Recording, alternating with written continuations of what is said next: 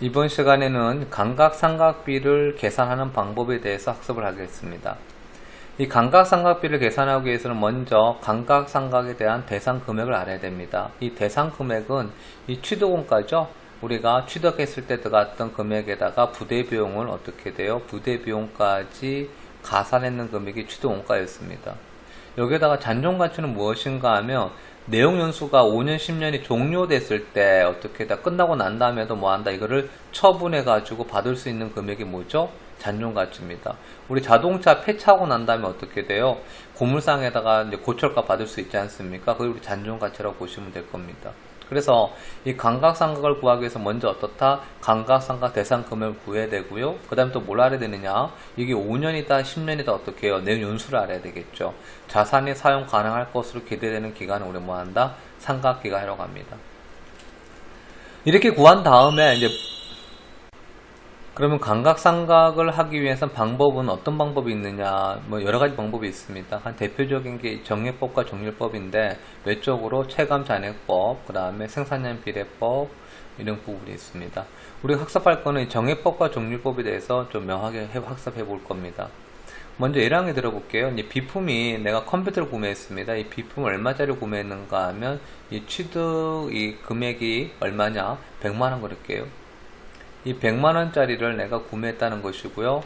이걸 아주 잔존가치가 끝나고 나서는 이거는 이제 받을 수 있는 돈이 얼마다? 잔존가치는 아예 없다 그럴게요. 잔존가치는 얼마다? 제로입니다.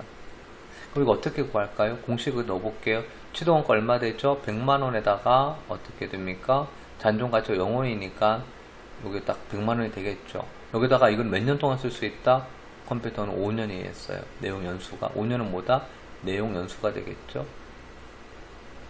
그럼 5년 동안 나는 어떻게 하나 쓴다 그랬을 때 그러면 이 감각상각비가 뭐라 그랬습니까? 감각상각비는 뭐 하는 거다? 여기 나와 있잖아요. 뭘 하는 거죠? 비용을 뭐 한다?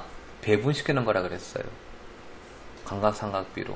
그러면 어떻게 배분하느냐? 내용 연수에 맞춰서 배분하는 겁니다. 그러면 내용 연수가 얼마? 5년이잖아요. 그러면 이 100만원이라는 걸 어떻게 5년 동안 배분시키라는 거죠. 그럼 정액법은 액수가 금액이 어떻게 해요? 정확하게 일치시키라 이 말입니다. 어떻게? 해마다 어떻게 내용 연수만큼. 그래서 이걸 어떻게 공식은 여기다 연수가 되어 있죠. 그럼 나누기 하면 되겠네요. 나누기 5 할 겁니다. 그럼 1년에 얼마가 되죠? 20만원이 되겠죠. 그럼 20만원이 뭐가 되는 거예요? 1년 딱 지났을 때 결산 시에 뭐 한다? 20만원을 뭐 한다? 감각삼각비로 비용 처리하고요. 2년 차는 어떻게 돼요? 똑같이 또 20만원이 또 감각삼각비가 돼요. 3년차 또 얼마가 되죠? 20만원이 감각삼각비인 거예요. 4년차 얼마가 되죠? 또 20만원이 감각삼각비가 되는 거예요. 5년차 어떻게 되죠? 20만원이 뭐가 되는 거죠? 감각삼각비가 되겠죠. 어떠세요? 5년 동안 다시 말해서 내용 연수 동안 금액이 어떻게 해요? 20만원씩 어떻게 됩니까? 일정하죠. 그게 뭐다? 정액법입니다. 그러면 정률법은 뭐냐? 이 정률법은 이 율이 있잖아요. 율이 어떻게 일정한 거예요. 그래서 정률법에 문제 나왔을 때 정률법이 20%라고 했다고 할게요. 그러면 취득원가가 얼마예요? 100만원이었잖아요. 이 100만원에다가 뭘 한다? 정률이 몇 %예요? 20%인 거예요. 그러면 얼마가 되죠? 20만원이 되죠? 이 20만원이 무엇이냐? 첫 해 1년차일 때 감각삼각비 20만원이에요. 근데 여기서 그 다음에 좀 차이가 있습니다. 이 정률법은 뭐 하느냐? 이 감각삼각비 했던 거를 어떻게 해요?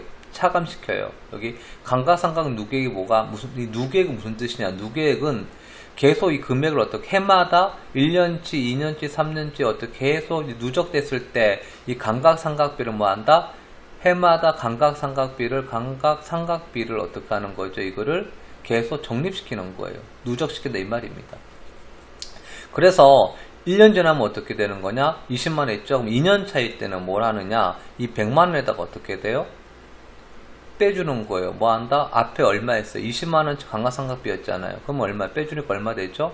80만원 되겠죠? 이 80만원에다가 어떻게 되는 겁니까? 20%를 어떻게 해요? 해주면 얼마가 되죠? 16만원 되잖아요. 그럼 이 16만원이 뭐가 되는 거죠? 2년 차에 뭐 한다? 감각삼각비가 돼요. 그럼 3년 차는 어떻게 돼요? 이 100만원에다가 감각삼각비가 얼마가 돼요? 20만원, 16만원 더하니까 얼마가 돼요? 36만원이 되죠? 그럼 36만원 빼니까 얼마가 되는 거예요? 그러면 나오나요? 얼마가 되죠? 뭐 64만원이 되겠네요. 그럼 64만원에도 어떻게 되는 거죠? 여기다가 곱하기 20%가 되는 거예요. 그럼 얼마가 되는 거예요? 2622 248 12만 8천원이 되겠죠. 그래서 3년 차일 때는 얼마가 되는 거다? 이 12만 8천원이 뭐가 되는 거죠? 3년 차일 때 감가상각비가 되는 거예요. 그럼 4년 차는 어떻게 되는 거예요? 이 36만원에서 또 어떻게 되죠? 총 금액이 더하게 되겠죠? 1년 차에 20만원, 그 다음에 더하기, 그 다음 2년 차에 얼마? 16만원, 더하기 3년 차에 얼마가 돼요? 12만 8천원, 더하기 얼마가 되죠? 48만 8천원이잖아요. 그래서 어떻게 해요? 4년 차에는 뭐가 되는 거다? 이 100만원에다가 어떻게 되죠? 곱하기 얼마? 빼기가 되겠네요. 다시 한번 보고 할게요. 빼기 48만 8천원을 빼면 금액 얼마가 되죠? 51만 2천원 되잖아요. 그럼 51만 2천원에다가 어떻게 돼? 곱하기 20% 하는 거예요. 그러면 곱하기 0.2 하면 얼마가 되죠? 10만 2천원이 되겠죠. 얼마? 10만 2,400원. 그럼 이게 뭐가 되는 거죠? 4년 차일 때 감가상각비가 되는 거죠. 이처럼 정률법은 뭐 하는 거다? 매기 일정률, 정률로 곱해서 계산합니다. 그래서 이 정률법을 적용하면 감가상각비는 어떻게? 첫 해는 20만원이 제일 크지만 그 다음에 16만원, 그 다음에 10만원짜리 어떻게? 가면 갈수록 어떻게 되죠? 3년차 12만 8천원, 4년차 10만원짜리 어떻게 해요? 갈수록 어떻게 됩니까? 적어지겠죠. 이게 뭐다? 정률법입니다. 그래서 감가상각비는 어떻게 한다? 이 정액법과 정률법으로 해서 나타내고요.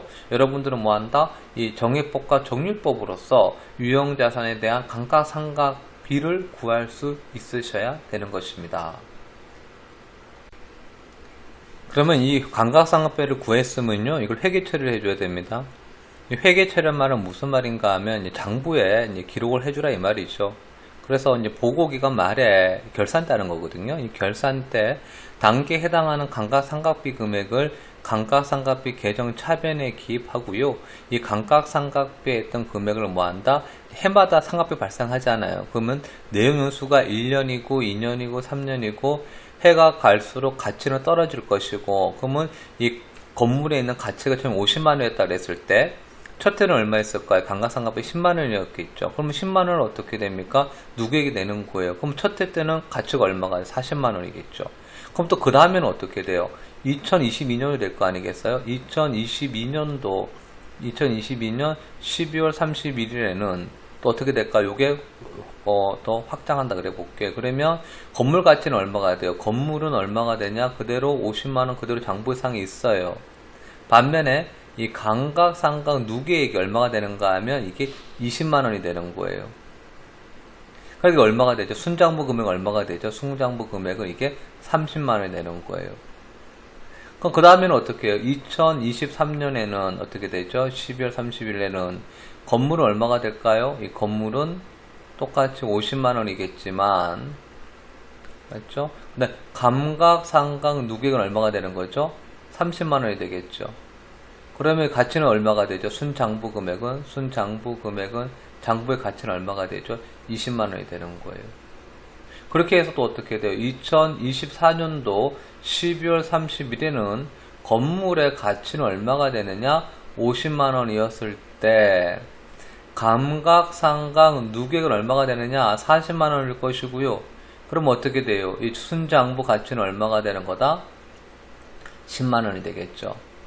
이처럼 회계를 어떻게 한다? 감각상각비를 회계 처리할 때는 이렇게 뭘 한다? 이 차감해 준다는 거죠. 그래서 이 감각상각 누계액이 뭐다? 이 차감액이에요. 차감 계정이란 말합니다. 그래서 이 감각상각 누계액을 차감 계정, 이 건물에 대한 혹은 또 뭐다?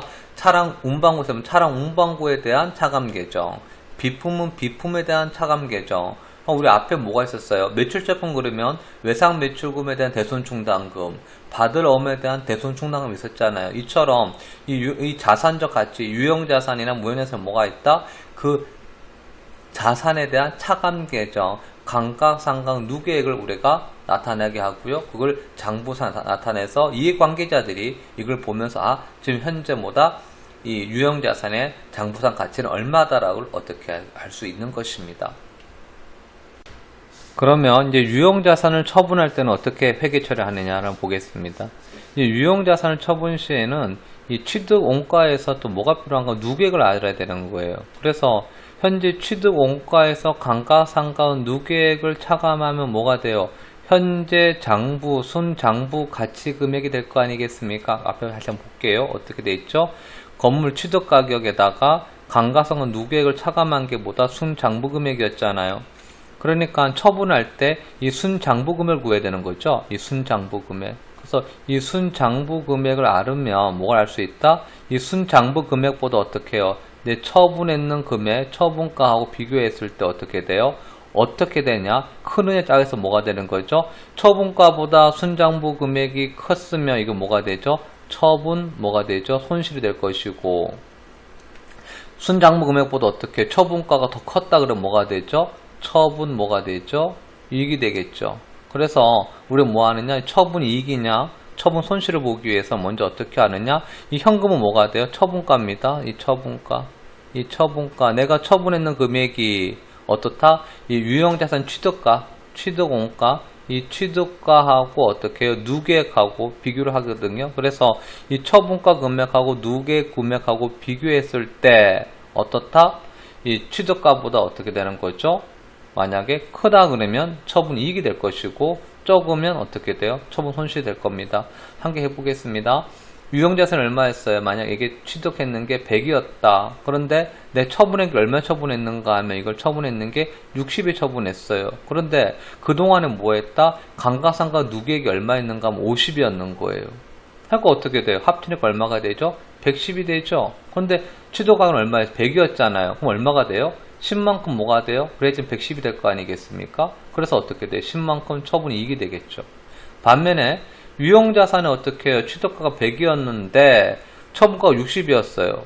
근데 알고 보니까 어떻게 돼요? 감가상각 누계액이 이때가 얼마였다? 20밖에 안 되는 거예요. 그러면 이게 어떻게 돼요? 100이 돼야 될 거 아니겠어요? 그럼 이게 얼마가 돼야 되죠? 처분 손실 여기도 얼마? 20이 되는 거예요.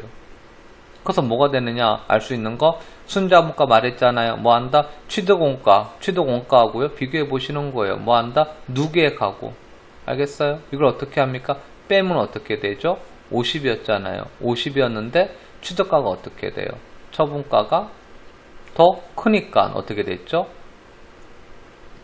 내가 받는 게 금액이 더 크니까 처분 이익이 됐었고, 반면에 처분가가 어떻게 돼요? 여기 있는 게 취득원가하고 뭐가 있죠? 감가상각 누계액이 어떻게 돼? 20이었잖아요. 할거 얼마가 돼요? 80이 돼야 되는데 처분가가 얼마였어요? 60이었잖아요. 할거 어떻게 되죠? 이렇게 되니까 손실. 이건 얼마였다? 했을 때 금액이 50이었는데 내가 처분가가 어떻게 됐어? 60이었으니까 어떻게 이익이 되는 거죠. 이처럼 이 유형자산 처분할 때는요 어떻게 하시느냐? 뭐 대변을 써주는 거죠. 뭐다? 취득가, 차변은 뭐다? 감가상각 누계의 처분가. 그래서 여러분들이 이제 대차 비교하시면 충분히 처분하는 회계 처리를 할 수 있으실 겁니다. 무형자산의 정의. 무형자산은 재화의 생산이나 용역의 제공, 타인에 대한 임대 또는 관리에 사용할 목적으로 기업이 보유하는 것이다. 물리적 형태가 없지만 식별 가능하고, 중요한 부분입니다. 물리적 형체는 없지만 식별 가능해야 돼요. 식별 가능하고, 그 다음에 기업이 통제하고 있으며 미래 경제적 효익이 있는 비효합배성 자산이다. 우리가 알아야 될 거는 식별 가능하다, 식별 가능성, 그 다음에 통제, 그 다음에 미래 경제적 효익, 이 세 가지는 시험에 종종 나오죠. 무형자산에 대해서 설명할 때요. 반드시 기억해 주시고요. 무형자산의 종류, 영업권, 기업의 좋은 이미지, 우수한 경영진, 뛰어난 영업망, 유리한 위치 등으로 동종의 타 기업에 비해 특별히 유리한 자원을 말한다. 영업권은 사업 결합으로 취득한 영업권과 내부 창출 영업권이 있는데, 내부 창출 영업권은 인정하지 않는다. 매수합병이라는 사업결합 시 순자산을 초과하는 금액을 영업권이라고 한다. 산업재산권, 특허권, 특정한 발명을 등록하여 일정 기간 독점적 배타적으로 사용할 수 있는 권리를 말한다. 실용실황권, 특정 물건의 모양이나 구조 등 실용적인 고안을 등록하여 일정 기간 독점적 배타적으로 사용할 수 있는 권리를 말한다. 디자인권, 특정 디자인이나 로고 등 고안을 등록하여 일정 기간 독점적 배타적으로 사용할 수 있는 권리를 말한다. 상표권, 특정 상표를 등록하여 일정 기간 독점적 배타적으로 사용할 수 있는 권리를 말한다. 광업권, 일정한 광구에서 광물을 일정 기간 독점적 배타적으로 채굴할 수 있는 권리를 말한다. 개발비, 신제품과 신기술 등의 개발 활동과 관련하여 발생한 지출로서 미래 경제적 효익의 유입 가능성이 높으며 취득 원가를 신뢰성 있게 측정할 수 있는 것을 말한다. 소프트웨어 구입에 따른 금액을 말한다. 이 중에서 시험에 종종 나오는 것이 개발비입니다. 이 개발비는 어떻게 우리가 중요시 봐줘야 되는가 하면 이 부분이 봐주셔야 돼요. 뭐가 있느냐? 미래 경제적 효익의 유입 가능성이 높다라는 말 나와 있죠. 밑에 좀 보겠습니다. 똑같이 신제품, 신기술 개발과 관련된 지출이에요. 이건 동일하잖아요. 그렇지만 이 개발비는 어떻게 되는 거죠? 자산 처리합니다. 그래서 자산적 가치를 어떻게 해야 돼요? 개발비는 인정해 주는 것이고요. 반면에 이 경상연구 개발비는 어떻게 되느냐? 이거는 뭐다? 비용 처리입니다. 그래서 이 신기술, 신제품, 우리가 R&D 신기술 개발에 지출됐더라도 비용 처리하는 것은 뭐다? 경상연구 개발비고요. 이렇게 미래 경제적 효익의 유입 가능성이 높고 신뢰성 있게 측정할 수 있는 경우에만 뭐한다? 이거를 자산적 가치로서 이 개발비로 처리하는 것입니다. 무형자산의 상각 방법. 무형자산 상각은 유형자산의 상각 방법처럼 정액법, 체감잔액법, 생산량 비례법이 있는데 추정 내용 연수 동안 체계적인 방법을 사용하기 곤란할 경우에는 정액법을 사용한다. 이 유형자산에서는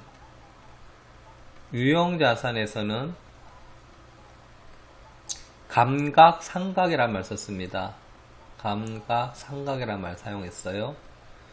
감각 가치의 감소를 상각한다. 그래서 이거를 차감계정에다가 기록해 놨습니다. 반면에 이 무형자산에서는요, 감가를 하지 않습니다. 가치 감소하지 않고요. 바로 상각 바로 해버립니다. 상각을 하죠. 가치를 뭐 하는가 하면 직접 차감하는 겁니다. 유형자산에는 감가상각 누계라 그래서 가치를 어떻게 해요? 누계 차감시킨다 그러면, 반면에 무형자산은 상각이라 그래서 직접 차감합니다. 아까 유형자산은 보시면 이 무형자산의 상각의 회계처리는 보고기간 말에 단계에 해당하는 상각비 금액을 무형자산 상각비 계정 차변에 기입하고 해당 자산 계정 대변에 기입한다.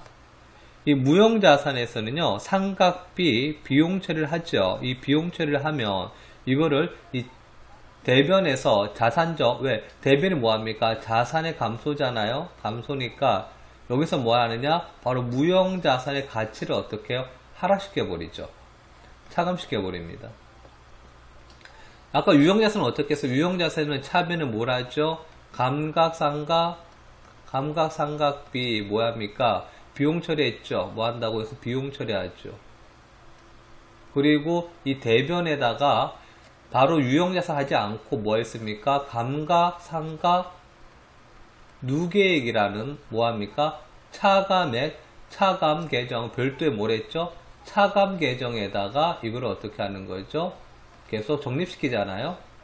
반면에 이 무형자산은 어떻게 하는 것이다? 바로 직접 뭐 하는 것이냐? 차감한다는 것이죠. 그래서 유형자산에 대해서는 감가상각 누객이라는 차감 계정에 여기 쓰죠. 차감 계정에 이 차감 계정에 사용하지만 이 무형자산은 어떻게 한다? 직접 차감한다. 어떻게 한다? 이렇게 바로 대변에다가 자산 기록을 해가지고 뭐라 하죠? 차감한다는 것입니다.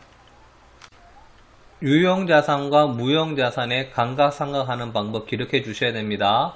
무형자산에서는 특별하게 사용이 곤란할 경우는 뭐한다? 정액법으로 사용한다. 그렇지만 다른 거 사용할 수 있어요. 그렇지만 곤란할 경우에는 특정하게 지시가 없이 곤란할 경우에는 정액법으로 사용한다는 것인 거 기억해 주시고요. 그리고 감가상각 누객 쓰지는 않고 뭐한다? 바로 대변에 기록을 해서 직접 차감한다는 거, 이 부분이 유형자산과 무형자산을 구분 지을 수 있는 것입니다. 기타 비유동자산, 비유동자산 중에서 투자자산, 유형자산, 무형자산에 속하지 아니하는 자산을 말합니다. 임차보증금, 임대차 계약에 의하여 월세를 지급하는 조건으로 타인의 부동산 사용을 계약하고 임차인이 임대인에게 지급하는 보증금을 말합니다. 장기 외상 매출금, 상품을 매출하고 1년 이상 기간 동안 받기로 한 외상 매출금을 말합니다. 장기성 받을음, 상품을 매출하고 받은 약속음의 만기가 1년 이후에 도래하는 것을 말합니다. 이 기타 비유동자산은요, 이 투자자산, 유형자산, 무형자산 속하지 않은 거라 그랬어요. 여기서 많이 헷갈리는 게 이 투자자산입니다. 이 투자자산은 어떻게 되는가 하면 기존에 있던 금액에서 어떻게 해요? 가치가 소폭이라도 상승합니다. 반면에 이 기타 비유동자산은 어떤가 하면 가치가 어떻게 유지되는 거예요. 보세요. 임차보증금 아무리 시간이 지났다 그래도 보증금이 어떻게 해요? 내가 처음에 1000만원이 보증금 들어가 있었다 그랬으면 나중에 어떻게 해요? 3년, 뭐 2년 계약이 끝났을 때 어떻게 하죠? 1000만원 그대로 받죠. 여기에다가 별도의 어떻게 해요? 이자나 별도의 금액은 없지 않습니까? 원금 그대로 받는 거죠.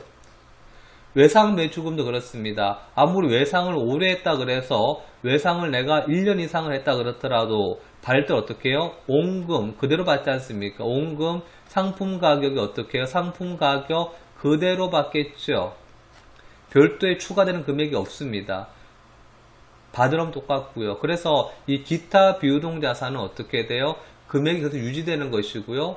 이 투자자산은 어떻게 돼요? 장기금융자산은 어떻게 되죠? 이자라고 붙지 않습니까? 그래서 이 투자자산은 어떻게 가치가 좀 향상하게 되겠죠. 반면에 기타 비유동자산은 그대로입니다. 이 유형자산하고 무형자산은 뭐가 있었죠? 특징이 하나 있었죠. 뭐다? 영업활동이었죠. 뭐라고? 영업활동이죠. 영업활동.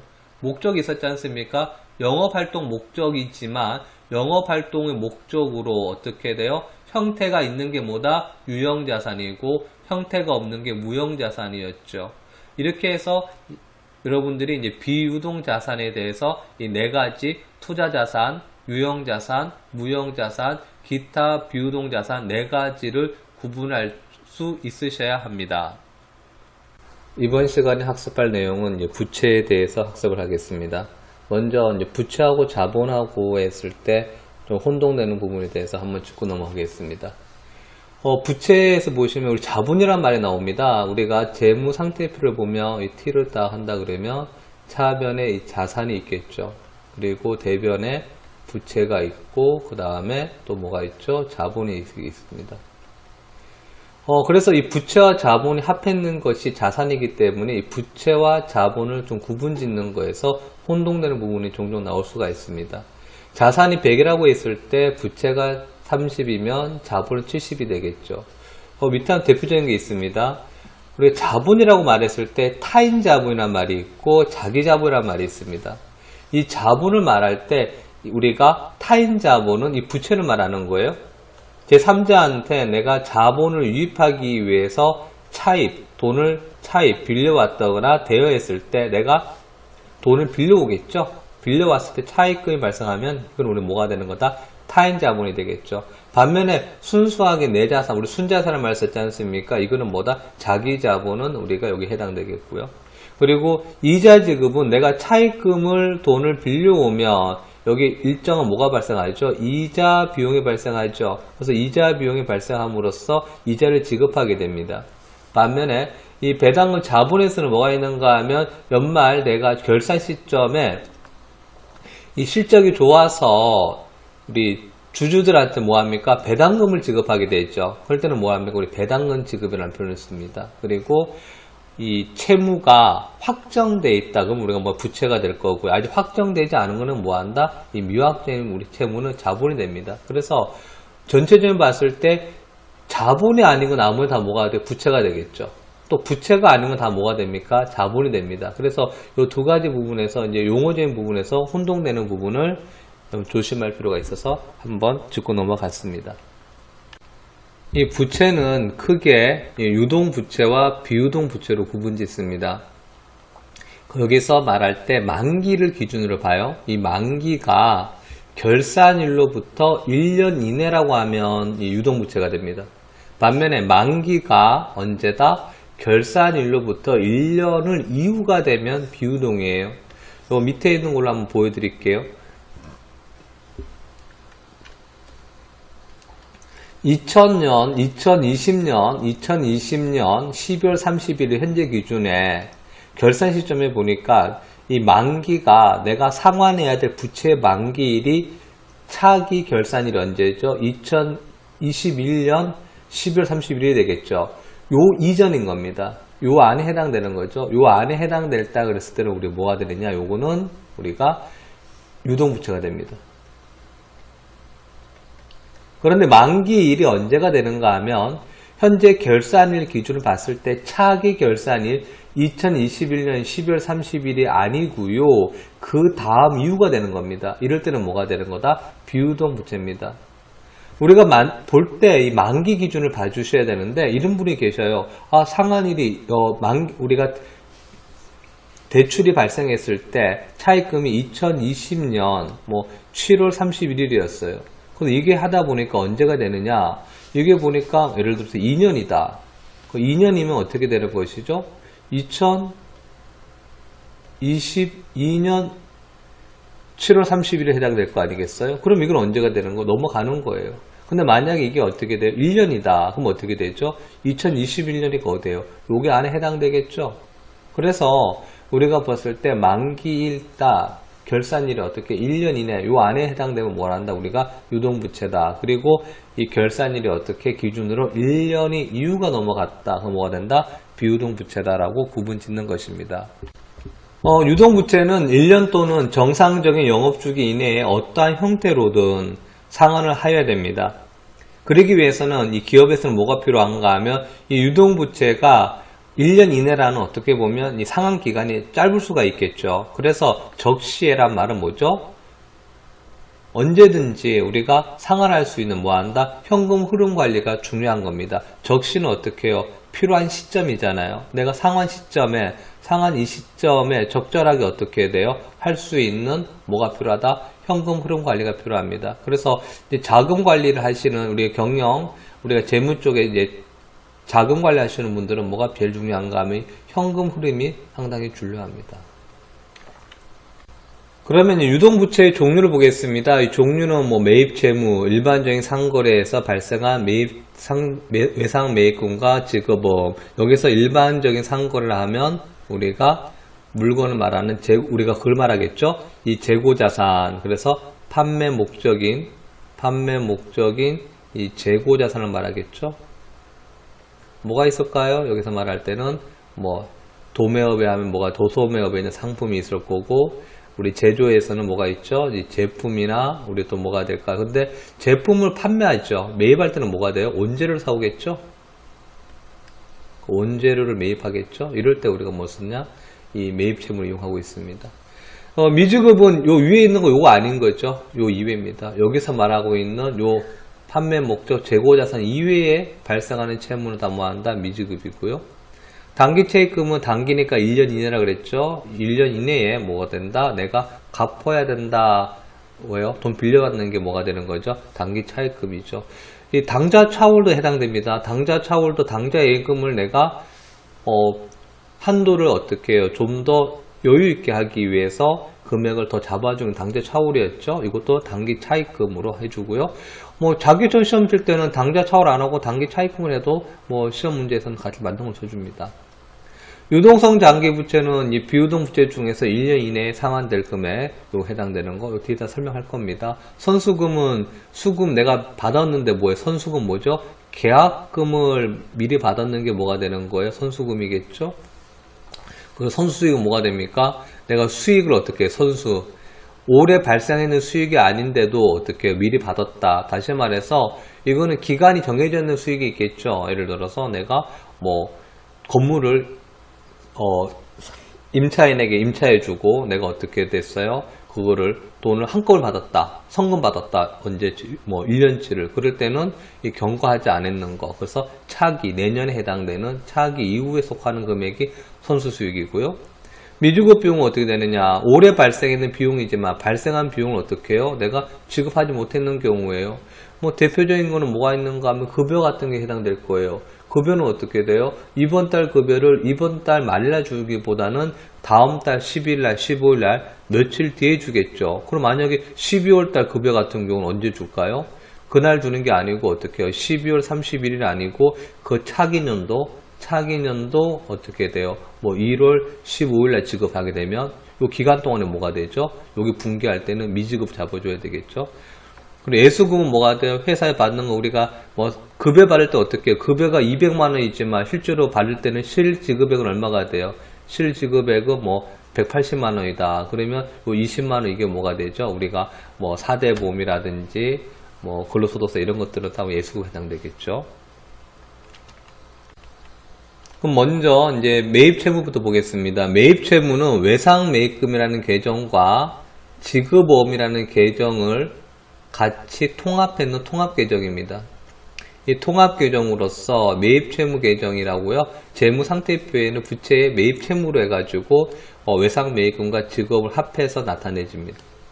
외상매입금은 상품을 내가 외상으로 매입했다. 재료랑 뭐가 될까? 상품 대신 뭐가 됐죠? 온재료가 될 수가 있겠죠. 이렇게 이 재고자산을 내가 뭐가 했느냐? 외상으로 매입하고 현금 지급을 어떻게 해요? 그 즉시 했는 게 아니고 일정 기간 유예했다. 뭐 하는 거죠? 내가 바로 주는 게 아니고 뒤에 준다. 이렇게 했는 게 우리 외상하는 게 외상매입금입니다.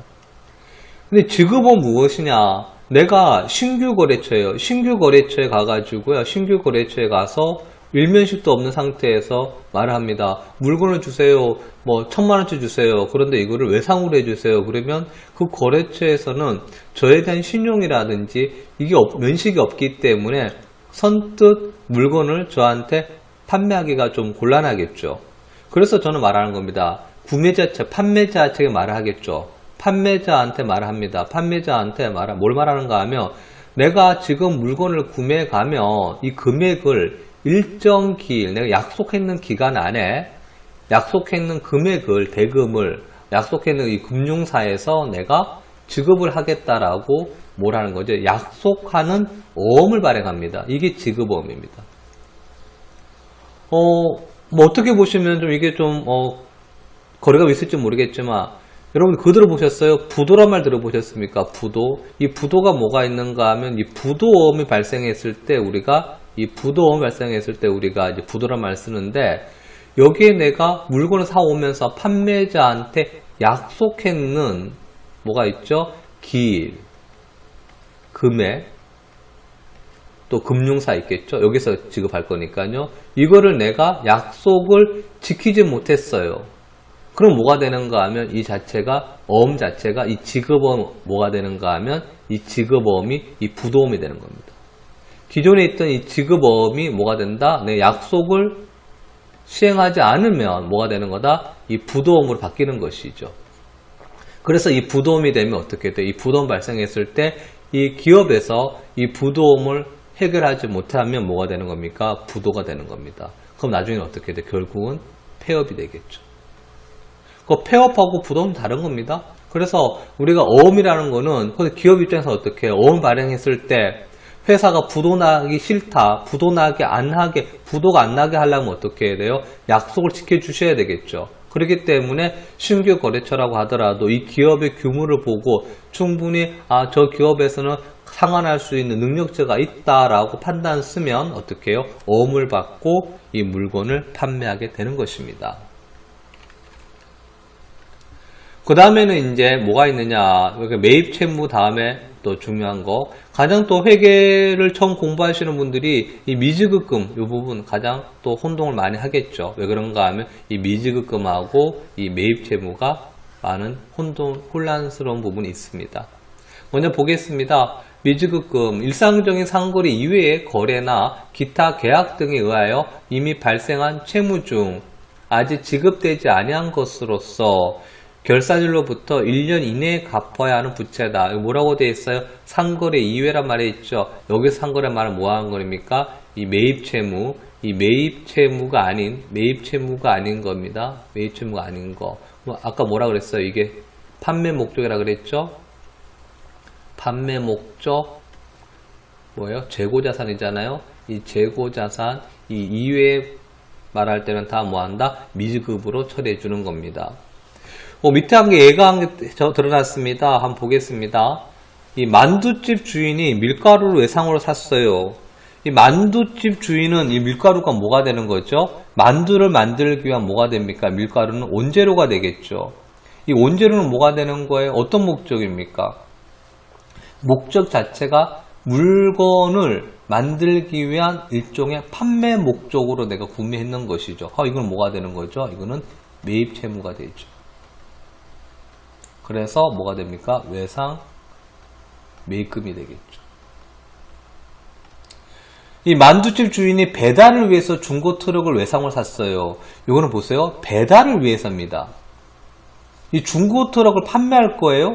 이거 판매 목적이 아니죠. 이거는 판매할 게 아니고 뭐 하는 겁니까? 나의 영업 활동을 어떻게 하는 거예요? 영업 활동이라는 어떻게 해요? 이 만두를 파는 걸 좀 더 효율적으로 판매하기 위해서 영업 활동 목적이죠. 저번에 했던 시간에 했던 게 뭐가 있었습니까? 우리 유형자산이 있었죠. 이 유형자산에 뭐가 있었어요? 특징은 영업 목적이다. 영업 목적으로 사무실이 필요하다. 영업 목적으로 땅이 필요하다서 어때? 토지, 건물, 영업 목적으로 뭐 하는 것이냐? 뭐 물건을 만들기 위한 기계장치가 필요하다. 그 기계장치. 영업 목적인 다 뭐가 차량 운반이 있었잖아요. 그래서 이 중고 트럭은 뭐가 되는 겁니까? 판매하기 위한 게 아니고 영업활동 목적이 되니까 이게 뭐가 되는 거죠? 계정 과목은 유형자산에 있는 뭐가 됩니까? 차량 운반구가 되겠죠. 이처럼 이 목적성이라는 걸 봐줘야 됩니다. 목적성에서 이 매입 채무는 뭐가 된다? 판매 목적이라는 게 명확히 잡혀 주셔야 돼요. 그리고 이거는 그 이외에는 뭐가 되는 겁니까? 이 미지급 되는 것입니다. 중고 트럭 판매상의 입장에서 보겠습니다. 이 중고 트럭 판매상이 중고 트럭을 팔았어요. 그런데 어떻게 하기 위해서 샀어요. 내가 중고 트럭 판매상이 어떻게 해요? 나중에 이 중고 트럭을 다시 팔아서 돈을 벌기 위해서 사왔다는 것이죠. 내가 중고 트럭 얼마 사왔다 이 말이죠? 100만원 사왔다는 거예요. 100만원에. 왜 사왔어요? 나중에 뭐 한다? 여기다가 내가 30만원 모아야겠어요? 30만원치 내가 뭐 한다? 수익을 붙이기 위해, 이익을 붙이기 위해서. 그래서 얼마에 팔라고요? 130만원에 팔면 내가 어떻게 해요? 30만원 수익 생기잖아요. 이런 목적으로, 판매 목적으로 사왔죠. 이게 뭐가 되는 거죠? 이거는 매입 채무가 되겠죠. 목적이 뭡니까? 이 중고 트럭 왜 사왔는 거예요? 영업활동이에요. 내 중고 트럭을 타고 다니면서 뭐 중고 트럭 홍보하려는 게 아니잖아요. 이거는 뭐 하기 위한 거다? 판매를 하기 위한 것이었죠. 그러니까 뭐가 됩니까? 이거는 매입 채무가 됩니다. 반면에 중고 트럭 판매상에 만두를 외상 사왔어요. 우리 이 직원들한테 간식으로서 뭐 하기 위해서 만두를 이제 먹기 위해서 사왔다는 것이죠. 그럴 때 외상으로 했다. 그럼 이거 뭐가 되는 것이냐? 근데 만두를 팔라 그런 게 아니잖아요. 중고 트럭 사는 게 뭐합니까? 중고 트럭이 뒤에다가 트렁크에 짐 실는 곳에다 만두 팔라는 게 아니고 먹기 위해서죠. 직원들이 먹기 위해 복리후생비였잖아요. 뭡니까? 판매 목적 이외니까 뭐가 되지? 이거는 미지급급이 되겠죠. 이처럼 그래서 이게 분기에는 나중에 처리할 때 뭐가 되는 거다? 차변에 이 앞에 있는 게 있었죠. 뭐가 돼요? 앞에 뭐가 된다? 매입. 이 매입이나 뭐가 상품 원재료 이럴 때는 우리가 뭐가 되는 것이에요? 매입채무를 쓰겠지만 그게 아니면 다 못 쓴다? 이 미지급 사용하시면 되는 것입니다. 이제 그 다음에는 이제 미지급 비용입니다. 이 미지급 비용은 뭐냐? 미지급금은 좀 다릅니다. 미지급금은 내가 물건을 사오고 또 뭐 비용이 발생했을 때 그 당시에 금액이 상품 이외에 뭐가 되는 거다 그랬었죠? 아까 말했던 판매 목적인 재고자산 이외에 다른 거를 구매하면서 대가를 지급하지 않았을 때는 미지급금이 됐습니다. 미지급 비용은 무엇이냐? 이거는 결산 시점을 봐주셔야 돼요. 이 결산 시점에 우리가 뭘 봐줘야 되느냐? 이 비용을 지급하지 않았다는 것이에요. 빌딩을 임차 영업 활동하고 있는 회사가 있다. 임차료는 매달 지급하는데 12월 임차료가 100만 원이고 1월 10일까지 지급해야 하는 경우 12월 30일에 회계가 어떻게 되느냐? 12월 30일 기준에 내가 임차료 비용이 발생했어요. 맞죠? 비용이 발생했는데 내가 어떻게 해야 돼요? 12월 31일 날 이 비용을 줬어야 안 줬어? 아니 안 줬다는 거죠. 아까 내가 뭐 해야 돼요? 임차료를 100만 원을 대가를 지불해야 되는데 이게 언제 주기로 했는 거죠? 1월 10일이니까 현재 12월 30일 기준에는 돈을 안 줬다는 거예요. 그럼 뭐가 돼? 미지급이 되는 것이죠. 돈을 안 줬고 뭐 한다? 이 자체가 돈을 안 줬는 이게 뭐지? 임차료가 비용이잖아요. 그래서 미지급 비용이 될 것이고 12월 30일 기준에 나 뭐가 되는 겁니까? 돈을 줘야 될 비용을 내가 미지급 비용, 임차료를 줘야 될 뭐가 발생했죠? 의무가 발생했죠. 일종의 빚이 돼버리잖아요. 갚아야 될. 아까 이게 뭐가 되는 거죠? 부채가 되는 것이에요. 물론 뒤에 비용이 있다고 해서 비용이 아닙니다. 이거는 뭐다? 앞에 있는 미지급 비용 뭡니까? 이거는 미지급을 따라서 뭐가 되는 거다? 부채가 발생하는 것이에요. 반면에 우리가 이제 임차인은 뭐가 될까요? 됐지만 내가 이제 임대인은 어떻게 돼요? 건물주 입장에서는 뭐가 되는 거죠? 임대료 수익이 발생했어요, 안 했어요? 발생했죠. 임대료 수익이 발생했는데 돈을 받았어요, 안 받았어요? 12월 32일 날. 못 받았죠. 이걸 언제 받을 거? 1월 10일 날 받을 거 아니에요. 그러면 12월 30일 기준에는 임대료 수익이 발생했지만 돈을 못 받았는 거예요. 그러니까 뭐가 돼요? 수익은 발생했지만 돈을 못 받았죠. 그러니까 뭐가 미수 수익이 돼요. 그럼 이거는 끝에 수익이라 그래서 이게 수익이 아니고요. 미수금하고 어때요? 그렇죠? 돈을 아직 받지 못했는데 받을 게 있잖아요. 어떻게 해요? 한 달 동안에 내가 임차료로 내가 임대료 100만 원 받을 게 있어요? 없어요? 있지요. 그래서 어떻게 임대료 받을 게 있기 때문에 이게 뭐가 되는 거지? 이거는 미수 수익이 수익이 아니고 뭐가 돼? 이거는 자산이 되는 것이에요. 여기서 보고 있는 이 미지급 비용이라든지 미수 수익 이 부분은 결산 분기할 때 다루는 것입니다. 이 부분은 회계를 이제 처음 접하거나 혹은 한동안 안 보셨던 분들이 보시기에는 좀 혼란이 생길 수가 있어요. 이런 부분은 뒤에 다시 한번 다룰 수 있도록 하겠습니다. 차입금은 차용 증서에 의하여 금전, 돈을 빌릴 때 발생하는 부채입니다. 여기서 이제 보셔야 될 거는 이 차입금을 할 때는 이 기간이 나옵니다. 그래서 기간이 1년 이내의 상환이라 말 나올 때는 단기, 1년 이후라 말 나올 때는 장기가 되겠죠. 그래서 단기 차입금은 유동부채고 장기 차입금은 비유동부채가 되겠습니다. 차입금은 이제 남에게 돈을 빌린 돈이죠. 그래서 이거는 뭐가 됩니까? 차입금이라 그래서 이제 부채 개정이 될 것이고, 내가 돈을 빌리면 이제 뭐가 발생합니까? 이자 비용이 발생합니다. 그래서 문제 지문에 이자란 말이 나올 거예요. 이자가 나오면 헷갈려 합니다. 뭐 하느냐? 이게 이자 수익인지, 어떤 분은 이게 이자 비용인지, 회계를 이제 초기에 진행하신 분들은 이런 부분도 헷갈리는 거예요. 그래서 문제 지문에 이자가 나왔을 때는 뭘 보느냐? 문제 지문이 앞에 뭐가 있는 거예요? 돈을 내가 빌렸다. 그러면 어떻게 돼? 빌렸다 하면 이거는 뭐가 되죠? 차입금이 될 거니까 자연적으로 이거는 이자 비용이 되겠죠. 그게 아니고 돈을 내가 빌려주다가 되면 뭐가 되죠? 이거는 대여금이 되잖아요. 그럼 이건 뭐가 돼요? 이자 수익이 되겠죠. 그렇게 해서 이 문제를 보면 되겠습니다. 그래서 빌린 돈의 이자는 비용이고 이자 비용이 될 겁니다. 이를 돈을 빌려준 입장에서 보면 결산일로부터 상환일이 1년 이내면 뭐가 된다? 단기 대여금. 돈 빌려준 사람이 있죠. 그래서 보는 겁니다. 남에게 돈을 빌려줄 때는 뭐가 돼요? 대여금이 돼서 이 자산이 될 것이고, 이 돈을 빌려주고 받는 이자는 뭐가 된다? 이자 수익이 된다. 그래서 여러분들이 지문에 이자가 나왔을 때 뭘 봐야 된다? 돈을 내가 빌린 건지, 빌린 돈인 건지, 혹은 돈을 빌려준 돈인지를 먼저 구분 지으시면 이자 비용과 이자 수익이 혼동되질 않으실 겁니다.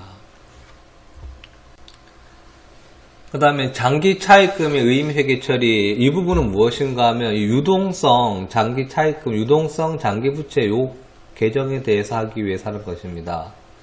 유동성 장기 부채가 유동 부채지만 이걸 하기 위해서는 먼저 나와야 되는 게 장기 차입금이죠. 장기 차입금은 어떤 거라 그랬습니까? 결산일로부터 1년이 아니고 1년 이후라 그랬어요. 그럼 내가 뭐 2년, 3년, 4년 이렇게 기간이 1년 이상 또 오래 초과되는 것이 뭐가 된다? 장기 차입금입니다. 그런데 이 시간은 어떻게? 아무 내가 3년이라고 했을 때 이게 1년이 지나고 또 1년이 지나고 또 1년이 지나면 어떻게? 이때는 내가 어떻게 해요? 상환을 해야 되겠죠. 그러면 요 시점이 됐을 때는 어떻게 해요? 장부에서는 별도로 이거를 나타내 줘야 돼요. 왜? 이 그냥 장기 차입금으로만 장부에 있으면 이해관계자들 봤을 때는 상환이 언제 이루어지는 거다? 올해가 아니고 또 기간이 많이 남을 수 있으니까 뭐가 발생한다? 여기서 왜곡이 발생할 수 있습니다. 우리 회계의 목적이 뭐 있었어요? 이해관계자들이 왜곡 없이 올바른 판단을 내리기 위한 것이잖아요. 그런데 내가 돈이 어떻게 돼요? 회사에서 100억을 대출이 있었는데 이게 장부상에 뭐라고 되어 있어요? 장기 차입금이라고 나와 있을 때야 이거는 올해가 아니고 몇 년 남았으니까 당장 내가 돈을 큰 거금을 지금 뭐 즉시에 준비해야 되는 그런 부담은 좀 떨어지잖아요. 근데 만약 이게 그게 아니고 상환일이 어떻게 해요? 만약에 단기가 됐어요. 무슨 뜻이냐? 1년이 지나고 1년 지나서 이제 어떻게 올해 갚아야 되는 거예요. 불과 내가 상환에 대한 6개월밖에 안 남았다는 것이죠. 그럼 6개월 안에 이 큰 거금을 준비하려고 그러면 이 기업은 어떻게 돼요? 달라져야 되겠죠. 이럴 때 뭐가 하는 것이냐? 이 장기 차입금이 1년 이내에 상환에 들어왔을 때는 어떻게 되는 거다? 외부 관계자들이나 관련된 사람한테 이 부분을 명확하게 알려줘야 되겠죠. 그래서 장기 차입금을 뭐 한다? 나와 있는 이 부분이에요. 차기 당시에는 장기 차입금이었다 하더라도 기간이 경과함에 따라서 상환 기일이 재무상태표일로부터 1년 이내에 도래하게 되며 이 부분이죠. 3년이라고 그랬을 때 1년이 경과하고 1년이 경과하고 나머지 마지막 1년 이렇게 1년 이내에 도래하게 되면 장기 차입금을 유동부채 중에서 어떻게 유동성 장기 부채라는 별도의 계정으로 대체를 해줘야 되는 거예요. 이전에 어떻게 했어요? 장기 차입금은 뭐였습니까? 이거는 장기 차입금은 비유동 부채였죠. 뭐였습니까? 이거는 비유동 부채였어요. 1년 이후에 발생 이 비유동 부채를 어떻게 하는 거다? 이제 뭐로 바꾸는다? 유동 부채로 뭐 하는 거다? 바꿔주라는 말이에요. 이걸 어떻게 장부상에 분개를 해가지고 비유동 부채인 장기 차입금은 장부에서 없애주고 뭐로 한다? 유동 부채인 유동성 장기 부채로 뭐 한다? 대처해줘라. 이제 거기에 대한 설명인 것이에요. 이처럼 이렇게 해줌으로써 이 이해관계자에게 왜곡되지 않는 정확한 어떻게 돼요? 정보를 제공하기 위해서 이런 부분이 있는 것입니다. 선수금. 이 선수금은 물건을 팔기 전 물건 대금의 일부를 먼저 받은 경우 선수금 계정을 사용합니다. 그래서 내가 돈을 받았는데 이 받았는 게 돈을 받았으면 뭐가 있어야 돼? 왜 받았는지 뭐 나와야 되잖아요. 그 이유가 뭐다? 돈을 미리 받았다 이 말이죠. 그래서 이게 뭐가 되는 거죠? 이 부채가 되는 겁니다. 그래서 여기서 뭐가 되죠? 계약금이죠. 이제 계약금을 내가 어떻게 한다? 받았을 때는 뭐 한다? 받았을 때. 그러면 이번에는 이제 선수 수익에 대해서 하겠습니다. 앞에 뭐가 있었죠? 미주급 비용이 있었잖아요. 미주급 비용은 뭐였습니까? 비용이 발생했는데 내가 비용을 결산의 시점에 지급을 안 해서 장부상에는 미지급 비용으로 기록했었죠. 그럼 선수 수익은 무엇이냐? 내가 수익이 발생했는 이 수익에 관련된 이 금액을 받았는데 이 수익이 어떻게 돼요? 올해가 아니고 차기 연도에 발생할 수익을 미리 받았는 거예요. 그래서 뭐가 돼요? 선수금, 계약금 받은 거 똑같은 거에 돼요. 그래서 선수 수익을 기록하는 겁니다. 한번 보겠습니다. 일정 기간 동안 계속적으로 용역을 제공하기로 약속하고 뭐가 이게 있겠죠. 계속적으로요. 이게 이렇게 발생한 이유는 뭐다? 이게 그 단시적인 게 아니고 지속적으로 기간이 일정 기간 늘어나니까 이런 게 발생하는 것입니다. 약정하고 수취한 수익 중 차기 이후에 차기라고 그랬죠. 차기는 뭐가 돼요? 다음 연도잖아요. 다음에. 그래서 차기 연도라 그러죠. 차기 연도. 차기 연도 올해가 아닙니다. 당해 연도가 아니에요. 당해가 아니죠. 차기의 이후에 속하는 금액을 우리가 뭐한다? 선수 수익이라 그럽니다. 그래서 이런 말 쓰죠. 2연 이란 말 써요. 뭐 쓴다고 2연. 아까 전에 뭘 했었어요? 뭐가 있다. 내가 그거는 올해 발생했는 거는 뭐가 돼요? 2연이 아닙니다. 올해 발생했는 부분에서 내가 돈을 안 줬는 거는 우리 미지급 비용 그래가지고 올해 발생하는 부분이라 그러면 이거는 뭐가 되는가? 올해가 아니고 내년 부분이죠. 차기. 그래서 뭐가 돼? 2월 한다. 2월 할 때가 뭐였어요? 2월은 뭐 있었죠? 2월은 우리가 저번 달에 있는 게 어떻게 해요? 저번 달. 맞죠? 저번 달. 우리가 이전 달. 맞죠? 그건 뭐가 됩니까? 이거를 어떻게 돼요? 뭐, 예를 들어서 1월 31일에 있는 걸 뭐 하죠? 2월 1일로 하겠죠. 이럴 때 우리가 뭐 합니까? 2월 한다는 말 쓰잖아요. 그래서 그때 쓰는 게 2월이었으면 2년은 뭐가 되는 거죠? 올해 거를 뭐 한다? 단기 거를 어떻게 한다? 차기로 넘기는 것이다. 그래서 이거는 뭐다? 올해 수익이 아니고 내년에 있는 수익을 우리 뭐 하지? 이연 수익이라 그럽니다. 이게 뭐가 있어요? 선수 수익이 있고요. 이연 비용은 또 다른 개념이 돼요. 이 선급 비용은 우리가 보험료는 어떻게 줘요? 대표적인 보험료가 되겠네요. 자동차 보험료 뭐 넣어보신 분들 많이 계시잖아요. 어떻게 되죠?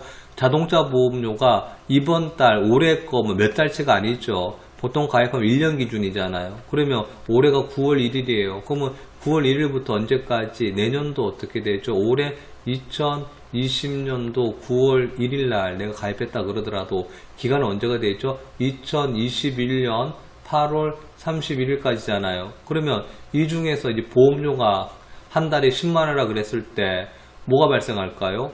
내가 넣는 돈 얼마 냈어요? 120만원 냈다 이 말이에요. 그럼 120만원 내면 내가 오늘 날짜로 어떻게 했죠? 9월 1일 날짜로 해가지고 보험료를 줬겠죠. 얼마 줘요? 보험료. 얼마예요? 보험료 발생했는 게 120만원이었어요. 120만원. 하고 뭘 줬어요? 현금으로 줬겠죠? 현금 얼마 줬어요? 120만원 줬어요. 나는 분명히 올해 뭐가 됐어요? 9월 1일날 보험료로 120만원 지급해서 이걸 비용 처리하려고 그러니까 안 된다는 거예요. 왜 안 된다 그러면 이 비용이 뭐다? 올해 거는 이 중에서 얼마가 되는 거다? 9월, 10월, 11월, 12월 이 4개월치는 어떻게 해요? 4개월치 얼마? 40만원은 올해의 비용이 있지만 내년에 거 어떻게? 나머지 금액 얼마죠? 80만원이 되겠죠. 언제요? 1월부터 1, 2, 3, 4, 5, 6, 7, 8 8개월 동안 어떻게 돼요? 8개월 동안에 얼마? 80만원은 언제 거다? 올해가 아니고 내년의 비용이란 말이에요. 그럼 나는 뭘 했는 거죠? 올해 분명히 얼마 줬어요? 120만원 내가 뭐 했습니까? 지급했잖아요. 그럼 이 중에서 뭐 하는 거다? 봤을 때는 올해 2020년도에는 어떻게 비용으로서 얼마? 40만원은 올해 비용이고 단기 비용이죠. 단기. 그리고 내년 2021년도 차기에 80만원은 뭐 한다? 차기에 비용 처리해라. 이게 뭐다? 이연이 비용이에요. 이 비용을 뭐 한다? 내년으로 넘긴다. 이게 뭐죠? 선급 비용. 그래서 뭐가 똑같아요? 선급금 있었잖아요. 그래서 뭐가 돼요? 이게 자산이죠. 이거 뭐 있었죠? 아까 선수금 있었죠? 하고 뭐가 돼요? 이거는 부채가 되겠죠. 네, 이제 예수금 하겠습니다. 이제 유동부채 마지막이죠. 예수금은 이제 딱 나오시면 먼저 이제 하기 전에 기억해 두실 게 뭔가 하면 급여입니다. 이제 급여를 기억해 주세요. 이제 급여가 나왔을 때 예수금은 따라 나올 겁니다. 거래처 또는 종업원으로부터 일시적으로 현금을 수취하고 후에 이를 다시 반환하거나 해당 기관에 납부할 때까지 기록하기 위하여 사용하는 계정이다. 예를 들어 소득세, 국민연금, 건강보험 이렇게 있겠죠. 한번 보겠습니다. 이 급여가 내가 회사에 소위 약정된 급여가 얼마 있는가 하면 300만 원이었어요. 이거는 뭐가 되죠? 근로계약서가 되겠죠. 근로계약서에 내가 한 달에 얼마 받기로 했다. 이 근로계약서에 내가 300만 원 받기로 이제 계약을 했습니다. 그럼 내가 근로계 300만 원 받기로 계약을 했는데 실제로 한 달에 월급 받으니까 어떻게 돼요? 300만 원 아닌 거예요. 얼마가 되는가 하면 270만 원이었어요. 뭐 끝자리는 날리겠습니다. 말하겠죠. 30만 원 차이가 나는 거예요. 얼마 차이 났다? 30만 원. 그걸 말하겠죠. 이 30만 원이 뭐예요? 나는 분명히 300만 원 받기로 했는데 왜 실제로 내가 받는 실지급액이 어떻게 해요? 실지급액이죠. 실지급액이라고 하겠습니다. 실지급액이 왜 270만 원입니까? 라고 말할 때 이렇게 말을 하죠. 뭐라고다? 이거는 뭐다? 세금이 빠졌는 거에 이런 말 합니다. 그래서 우리 이런 말 하죠. 세전금액. 이 세전금액이 뭐죠? 세금을 공제하기 전에 금액이 얼마다? 실제로 내가 받기로 근로계약했는 금액이라 그러면 세후라 그러겠죠. 세후금액. 세후금액 뭐가 되는 거죠? 세금을 공제한 후다. 그러니까 세금을 공제하기 이전의 금액과 세금을 공제한 이후의 금액이 차이가 발생하는 겁니다. 그렇게 해서 우리가 이럴 때 이 공제한 이 금액이 뭐가 되는 거죠? 이게 예수금인 겁니다. 개념 아시겠습니까? 그래서 대표적인 게 뭐가 있다? 우리 근로소득세, 뭐 국민연금, 건강보험, 뭐 4대 부문의 표현을 쓰겠죠? 이런 것들은 회사에서 어떻게 일시적으로 갖고 있다가 회사에서 뭐 하죠? 관청에다가, 그리고 보통 우리 국세청이 되겠죠? 세무서에다가, 혹은 뭐가 되죠? 건강보험공단이 되겠죠? 대신, 근로자 대신에 납부를 하겠죠. 그래서 이 부분은 뭐다? 우리가 급여란 부분이 같이 연관시켜 주셔야 되는 겁니다.